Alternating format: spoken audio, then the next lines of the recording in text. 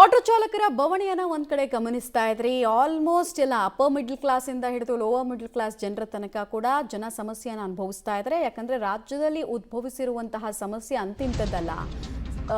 ಗೃಹ ಬಳಕೆ ಸಿಲಿಂಡರ್ಗಳ ವಿಚಾರದಲ್ಲೂ ಕೂಡ ಬುಕ್ ಮಾಡಿದ ಟೈಮ್ಗೆ ಸಿಲಿಂಡರ್ಗಳು ಸಿಗ್ತಾ ಇಲ್ಲ ಅಂತ ಅಭಾವ ಕೂಡ ಕಾಣಿಸ್ತಾ ಇದೆ. ಸಿಲಿಂಡರ್ ಸರಿಯಾಗಿ ಪೂರೈಕೆ ಆಗ್ತಾ ಇಲ್ಲ. ಇಲ್ಲಿ ಕಾಣದ ಕೈಗಳ ಚಮತ್ಕಾರ ಜಾಸ್ತಿ ಆಗ್ತಾ ಇದೆ. ಇದರಿಂದ ನಮ್ಮನ್ನ ಬಚಾವ್ ಮಾಡಿ ಅಂತ ಗ್ರಾಹಕರು ಕೇಳ್ಕೊಳ್ತಾ ಇದ್ರೆ, ಈ ಕಡೆಗೆ ಗ್ಯಾಸ್ ಏಜೆನ್ಸಿಯವರು ಭಿತ್ತಿ ಪತ್ರದ ಮೂಲಕ ಜಾಗೃತಿ ಮೂಡಿಸ್ತಾ ಇದ್ದಾರೆ. ನಮಗೆ ಸ್ಟಾಕೇ ಬರ್ತಾ ಇಲ್ಲ, ಡಿಸ್ಟ್ರಿಬ್ಯೂಷನ್ಗೆ ಸ್ಟಾಕ್ ಬರದೆ ನಾವು ಹೇಗೆ ಡಿಸ್ಟ್ರಿಬ್ಯೂಟ್ ಮಾಡೋದು ಅಂತ ಇವರು ಹೇಳ್ತಾ ಇದ್ದಾರೆ. ಕಾದು ಕಾದು ಸುಸ್ತಾದಂತಹ ಜನ ನಮ್ಮ ಪ್ರಾಬ್ಲಮನ್ನು ಯಾರಿಗೆ ಹೇಳೋಣ ನಾವು ಅಂತ ಅವ್ರು ಕೇಳ್ತಾ ಇದ್ದಾರೆ. ಸರ್ಕಾರ ನೋಡಿದ್ರೆ ಆಲ್ ಇಸ್ ವೆಲ್ ಅಂತ ಇದೆ. ಬಟ್ ವಾಸ್ತವ ಅನ್ನೋದು ಬೇರೆ ರೀತಿ ಕಾಣಿಸ್ತಾ ಇದೆ. ಎಲ್ಲೆಲ್ಲೂ ಗೊಂದಲ, ಸಮಸ್ಯೆ, ಪರಿಹಾರ ಇಲ್ಲ ಅಂತಹ ಚಿತ್ರಣಗಳು ಕಾಣಿಸ್ತಾ ಇದೆ. ಮತ್ತು ಬುಕ್ಕಿಂಗ್ ತಗೊಳ್ಬೇಕಾದ್ರೆ ಯೋಚನೆ ಮಾಡಬೇಕಲ್ವ, ಸ್ಟಾಕ್ ಎಷ್ಟಿದೆ, ಏನಿದೆ ಅಂತ. ಕಂಪ್ಯೂಟರೈಸ್ಡ್ ಬುಕ್ಕಿಂಗಲ್ಲಿ ಹಾಗಾದರೆ ಪರಿಷ್ಕರಣೆಗಳು ಬೇಡವಾ? ಇದೊಂದು ಪ್ರಶ್ನೆ ಬರುತ್ತೆ. ಡೀಟೇಲ್ಸ್ ಕೊಡ್ತಾರೆ ಪವಿತ್ರ ನೇರ ಸಂಪರ್ಕದಲ್ಲಿ. ಪವಿತ್ರ, ಒಂದು ಕಡೆಗೆ ಸ್ಟಾಕ್ ಇಲ್ಲ ಅಂತ ಏಜೆನ್ಸಿಯವರು ಹೇಳ್ತಾರೆ, ಇಲ್ಲ ನಮಗೆ ಬುಕ್ಕಿಂಗ್ ಮೆಸೇಜ್ ಆಗಿದೆ, ನಾವು ಹಣ ಕಟ್ಟಿದ್ದೀವಿ ಅಂತ ಜನ ಹೇಳ್ತಾರೆ. ಇಲ್ಲಿ ಪರಿಷ್ಕರಣೆ ಆಗಬೇಕಾಗಿರೋದು ಮತ್ತು ಚೆಕ್ ಮಾಡಬೇಕಾಗಿರೋದು ಯಾವ್ಯಾವ ಹಂತದಲ್ಲಿ ಅಂತ ಅನಿಸುತ್ತೆ? ಯಾರ್ಯಾರು ಎಲ್ಲೆಲ್ಲಿ ಎಡವುತ್ತಾ ಇದ್ದಾರೆ ಅಂತ ಅನಿಸುತ್ತೆ? ವಾಸ್ತವ ಪರಿಸ್ಥಿತಿಯನ್ನ ತೆರೆದಿಡುವಲ್ಲೇ ಎಡವುತ್ತಾ ಇದೆ ಏನೋ ಅಂತ ಅನಿಸ್ತಾ ಇದೆ. ಯಾಕಂದ್ರೆ ಸರ್ಕಾರ ಹೇಳ್ತಾ ಇದೆ ನಮ್ಮ ಹತ್ರ ಸ್ಟಾಕ್ ಇದೆ, ಯಾವುದೇ ರೀತಿ ವದಂತಿಗಳಿಗೆ ಕಿವಿ ಕೊಡಬೇಡಿ, ಯಾವುದೇ ಆತಂಕಗಳು ಬೇಡ ಅಂತ ಹೇಳ್ತಾರೆ. ಬಟ್ ಜನರಿಗೆ ಏನಾಗ್ತಾ ಇದೆ ಸಮಸ್ಯೆ ಅಂದ್ರೆ, ಅವರು ಬುಕಿಂಗ್ ಮಾಡಿದ್ರೆ ಕೆಲವೊಮ್ಮೆ ಬುಕಿಂಗ್ ತೆಗೆದುಕೊಳ್ಳಲ್ಲ, ಅಥವಾ ಬುಕಿಂಗ್ ಆದ್ರೂ ದುಡ್ಡು ಕಟ್ಟಾದ್ರೂ ಅವ್ರಿಗೆ ಗ್ಯಾಸ್ ಸಿಲಿಂಡರ್ ಮನೆ ಬಾಗಿಲಿಗೆ 20 ದಿನ 25 ದಿನ ಆದ್ರೂ ಬರ್ತಾ ಇಲ್ಲ. ಇನ್ನೊಂದು ಕಡೆಯಿಂದ ಡೆಲಿವರ್ಡ್ ಅಂತ ಮೆಸೇಜ್ ಬಂದಿರುತ್ತೆ, ಆದ್ರೂ ಕೂಡ ಸಿಲಿಂಡರ್ ಮನೆಗೆ ತಲುಪಿರಲ್ಲ. ಏಜೆನ್ಸಿಗೆ ಬಂದು ಕೇಳಿದ್ರೆ ಇಲ್ಲ, ಅದೇನೋ ಟೆಕ್ನಿಕಲ್ ಇಶ್ಯೂ ಅಂತ ಹೇಳ್ತಾ ಇದ್ದಾರೆ. ಸೊ ಎಲ್ಲಾ ಸಮಸ್ಯೆಗಳಿದಾವೆ. ಇನ್ನೊಂದು ಸ್ಯಾಂಪಲ್ ಅನ್ನ ತೋರಿಸ್ತೀನಿ ಮಮತಾ ನಿಮ್ಗೆ. ಇಲ್ಲಿ ನೋಡಿ, ಇಲ್ಲಿ ಬೋರ್ಡ್ಗಳನ್ನೇ ಹಾಕಿದ್ದಾರೆ.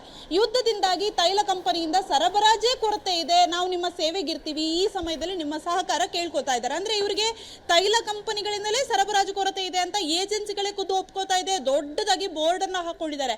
ಸರಿ, ಏಜೆನ್ಸಿ ಮುಂಭಾಗ ಮಾತ್ರ ಬೋರ್ಡ್ ಹಾಕೊಂಡಿದ್ದಾರಾ? ಇಲ್ಲಿ ನೋಡಿ, ಇಲ್ಲಿ ವೆಹಿಕಲ್ ಇದೆ, ಸಪ್ಲೈ ಮಾಡುವಂತಹ ಸಿಲಿಂಡರ್ ಮನೆಗೆ ಸಪ್ಲೈ ಮಾಡುವಂತಹ ವಾಹನದ ಮೇಲೂ ಕೂಡ ಭಿತ್ತಿ ಪತ್ರವನ್ನ ಹಾಕಿದ್ದಾರೆ. ಸಿಲಿಂಡರ್ ಸಪ್ಲೈ ಸರಿಯಾಗಿ ಆಗ್ತಾ ಇಲ್ಲ, ಇಂತಹ ಸಮಯದಲ್ಲಿ ನಮಗೆ ಬೇರೆ ಯಾರಿಗೂ ಕೂಡ ಕೊಡೋದಕ್ಕಾಗ್ತಾ ಇಲ್ಲ, ಗ್ರಾಹಕರು ಸಹಕಾರ ಮಾಡಿ ಅನ್ನುವಂತಹ ಬೋರ್ಡ್ ಅನ್ನ ಖುದ್ದು ಈ ರೀತಿ ಸಿಲಿಂಡರ್ ಸಪ್ಲೈ ಮಾಡುವಂತಹ ಸಂದರ್ಭದ ಗಾಡಿಗಳು ಏನಿದಾವೆ ಅವ್ರ ಗಾಡಿ ಮೇಲೇನೆ ತಗೊಂಡಿದ್ದಾರೆ. ಇನ್ನೊಂದು ಕಡೆಯಿಂದ ಇಲ್ಲಿ ಈ ಬುಕಿಂಗ್ ನೋಡಿ, ಈ ಒಂದು ಭಿತ್ತಿ ಪತ್ರ ನೋಡಿ, ಇಲ್ಲೂ ಕೂಡ ರೀಫಿಲ್ ಬುಕ್ ಏನಿದೆ, ಗ್ಯಾಸ್ ಬುಕಿಂಗ್ ಮಾಡಿರುವಂತದ್ದು, ಅದು 6 ಗಂಟೆಯ ಮೇಲಷ್ಟೇ ನಾವು ತೆಗೆದುಕೊಳ್ತೀವಿ ಈವ್ನಿಂಗ್, ಯಾಕಂದ್ರೆ ಸರ್ವರ್ ಇಶ್ಯೂ ಇದೆ, ಹಾಗಾಗಿ ಸಹಕರಿಸಿ ಎನ್ನುವಂತಹ ಬೋರ್ಡ್ ಅನ್ನ ಹಾಕೊಂಡಿದ್ದಾರೆ.